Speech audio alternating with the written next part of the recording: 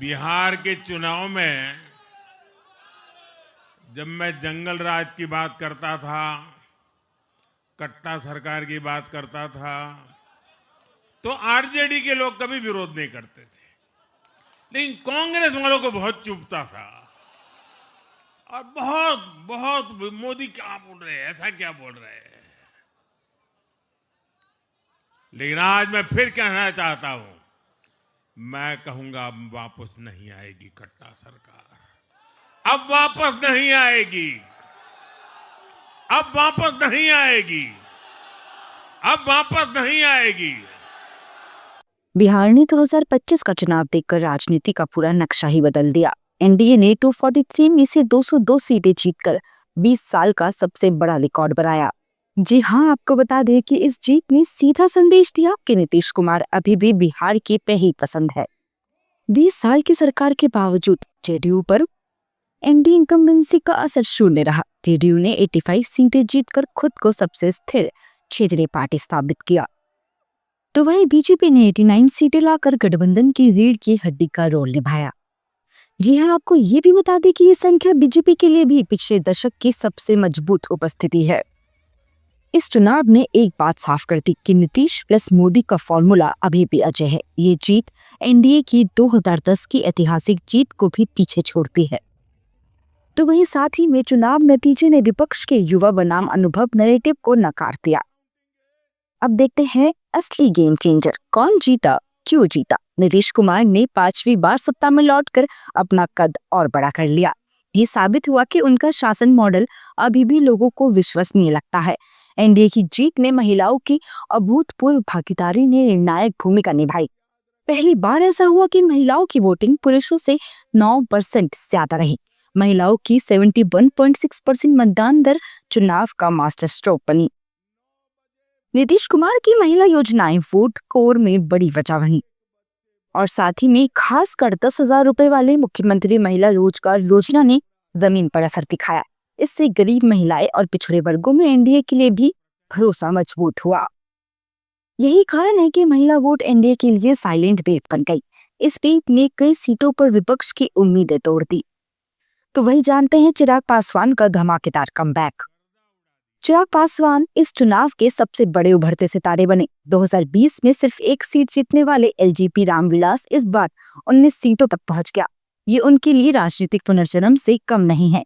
चिराग की लोकप्रियता युवा और दलित मतदाताओं में स्पष्ट दिखी। जी हाँ, आपको बता दी कि पासवान वोट का पूरा कंसोलिडेशन उनके पीछे खड़ा हुआ। एलजेपी रामविलास सिर्फ जीतने नहीं आया, बल्कि एनडीए की जीत को चौड़ा करने आया है। उनके 29 में से 19 सीट जीतने का स्ट्राइक रेट सभी क्षेत्रों से ज्यादा रहा। इससे चिराग की बार्गेनिंग पावर भविष्य में बहुत बढ़ गई। पहली बार पासवान वोट इतने एक तरफा एनडीए की तरफ झुका। चिराग इस जीत के बाद अब एनडीए में किंग मेकर इन मेकिंग की पोजीशन में है। अब जानते हैं एआईएमआईएम का सीमांचल पावर शो। ओवैसी की एआईएमआईएम ने सीमांचल में फिर से अपनी पकड़ साबित की है। पार्टी ने 4 सीटें जीती, जो उनकी पारंपरिक मजबूती को दिखाता है, जो कि हट एम और एनबीसी में एआईएमआईएम ने 2020 की जीत दोहराई। इन इलाकों में एआईएमआईएम मुस्लिम मतदाताओं पर मजबूत पकड़ बनाए हुए है। ये बताता है कि सीमांचल में महागठबंधन का असर कम हो रहा है। एआईएमआईएम का वोट बैंक विपक्ष के वोटों को और खाता गया। इससे आरजेडी कांग्रेस की हार और बड़ी होती चली गई। सीमांचल का ये लोकतांत्रिक झुकाव कई विश्लेषकों की भविष्यवाणियों को गलत साबित कर गया।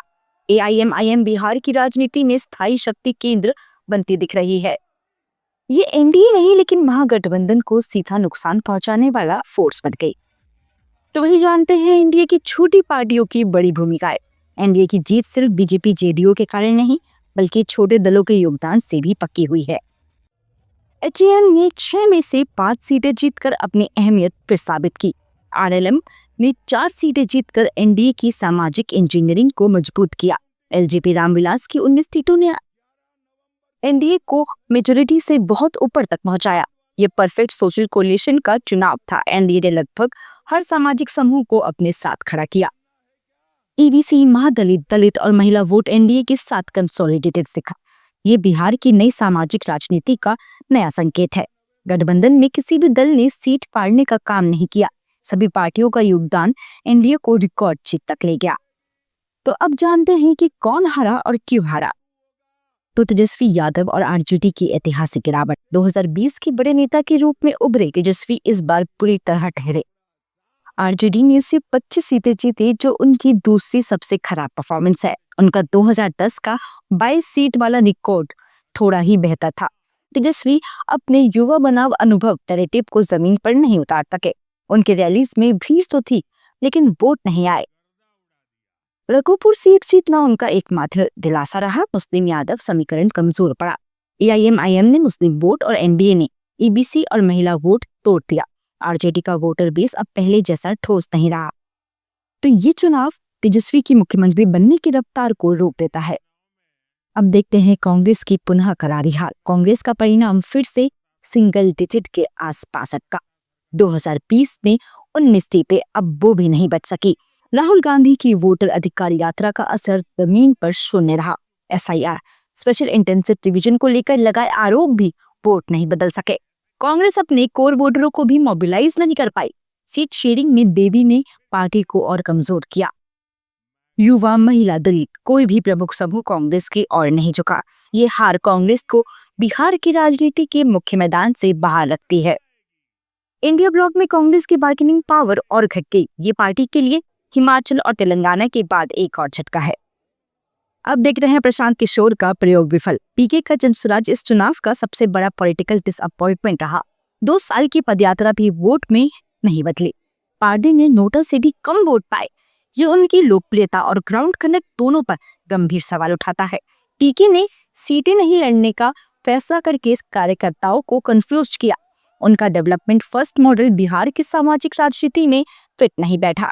जनता ने उन्हें नेता नहीं, स्ट्रैटेजिस्ट के रूप में ही देखा। ये उनकी पहली राजनीतिक परीक्षा थी और नतीजा खराब निकला।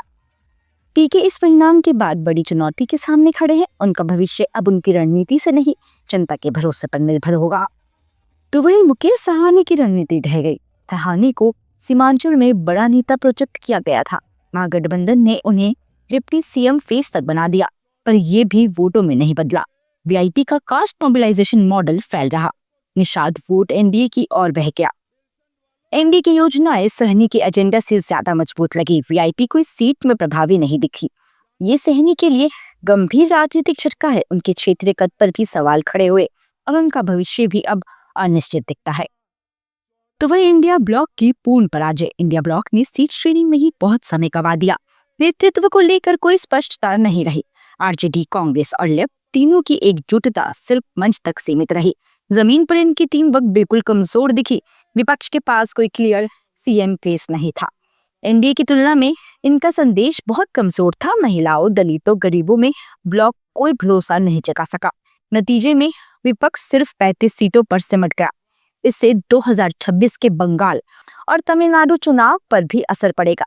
ये चुनाव एनडीए को राष्ट्रीय राजनीति में और मजबूत करता है और इंडिया ब्लॉक को पीछे धकेल देता है। विधानसभा चुनाव में अब तक आए हुए रुझानों और रिजल्ट के बेसिस पे कुछ बातें बहुत स्पष्ट रूप से क्लियर है। एक तो ये, क्या एनडीए सरकार जो अभी सत्तारूढ़ है वो इस बारी 3/4 बहुमत को हासिल करेगी, क्योंकि आंकड़ा तो 200 पार नजर आ रहा है। और ऐसे ये प्रो इनकम्बेंसी का टर्म जो नया नया उभर करके अभी सामने दिख रहा है जनता के सामने, इस पे ये मुहर लगाती हुई नजर आएगी। और जिस तरह से महागठबंधन, विशेष रूप से अगर कांग्रेस की बात करें तो इनका तो सुपड़ा साफ होता हुआ नजर आ रहा है। और राजद, वो स्वयं लग रहा है जैसे कि 20-22 सीटों पे ही सिमट करके रह जाएगी। एक तरफ जनता के विकास की बात थी और दूसरी तरफ जनता को बरगलाने वाले विषय महागठबंधन के, आप वोटर मताधिकार छीनने की बात कर लो, या जैसे अभी बयानबाजी अभी आनी शुरू हो गई है कि ईवीएम है, ज्ञानेश कुमार की जीत है, ये बिहार की जनता की जीत नहीं है।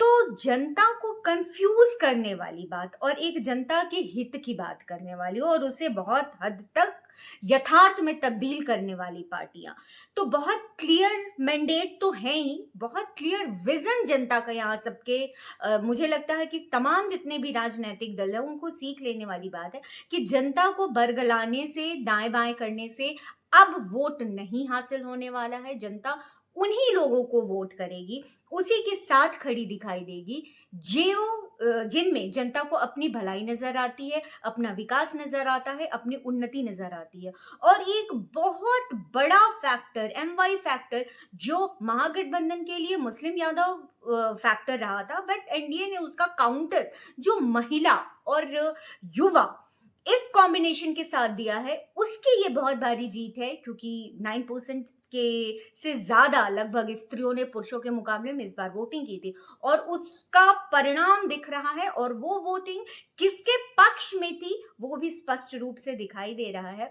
हाँ, जो जनता अपने विपक्ष को भी एक उम्मीद भरी नजर से देखती है कि ये भी हमारे लिए कुछ काम करेंगे, हमारे हित की बात करेंगे, वो जनता इस बार भी असफलता का मुंह देख रही है। राहुल गांधी देश के बाहर हैं, तेजस्वी यादव, लालू यादव और तमाम जो महागठबंधन की अन्य पार्टियां हैं, कुछ विशेष इनके ऊपर से, इनके तरफ से दिखाई नहीं दे रही है। और पूरा रिजल्ट जब आ जाएगा, सारे रुझान जब तब्दील हो जाएंगे, तो ज्यादा स्पष्टता आएगी कि सीमांचल जैसे एरिया में, जिन्हें कहते हैं कि मुस्लिम बहुसंख्यक हैं, बहुत बड़ी तादाद में है, वहां पे भाजपा की परफॉर्मेंस क्या है।